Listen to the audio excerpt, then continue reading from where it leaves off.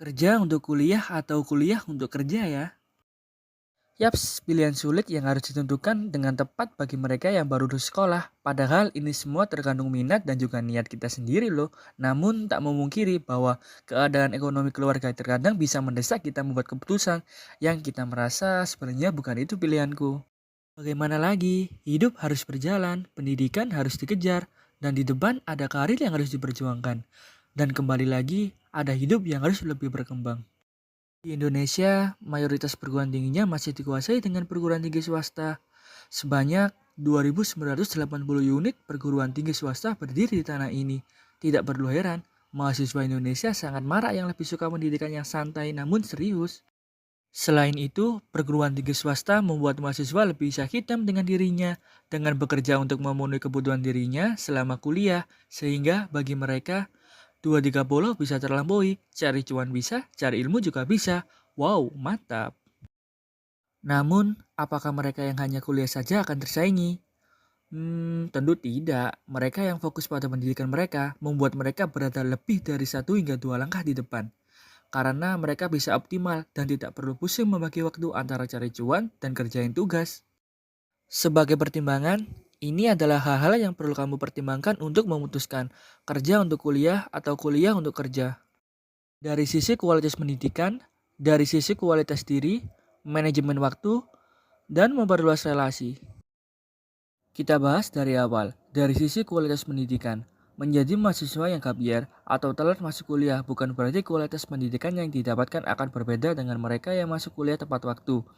Keadaan yang menekan agar kita bekerja terlebih dahulu untuk bisa menginjakkan kaki di universitas tidak akan mengubah sebuah kualitas pendidikan.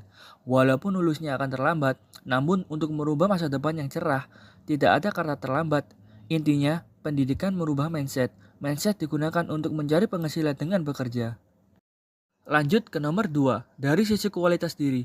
Bekerja bisa membuat kita lebih mengeksplor dunia yang sesungguhnya, menguji mental, pikiran, hingga tenaga. Namun, hasilnya tidak akan mengecewakan apabila yang kita dapatkan juga seimbang, yakni upah dan pengalaman.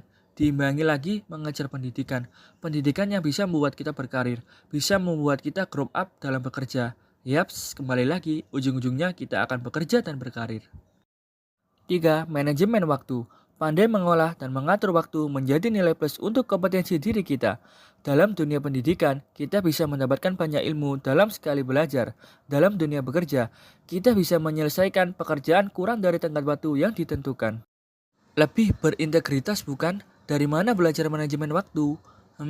Dari bekerja bisa, dari kuliah juga bisa. Namun, hasil yang paling diapresiasi adalah saat kita bekerja. Dan yang terakhir, yang keempat, memperluas relasi. Relasi bisa mendukung kesuksesan. Nggak percaya?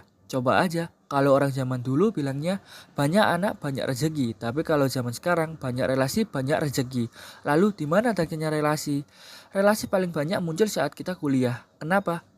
Karena kita bisa bertemu dengan orang lain dari berbagai inputan dan dari berbagai area. Bisa saja saat kita sudah lulus kuliah, kita diberi pekerjaan atau diajak kerjasama dengan teman kuliah kita sendiri dan hal itu paling sering terjadi. Jadi, bagaimana pendapatmu dari semua hal yang bisa dipertimbangkan? Menurut kamu, siapa dalang dari itu semua? Kerja untuk kuliah atau kuliah untuk kerja? Semua untuk keberlangsungan hidup kita dari Tuhan. Tuhan sang pembuat naskah dan kita sebagai pelakonnya.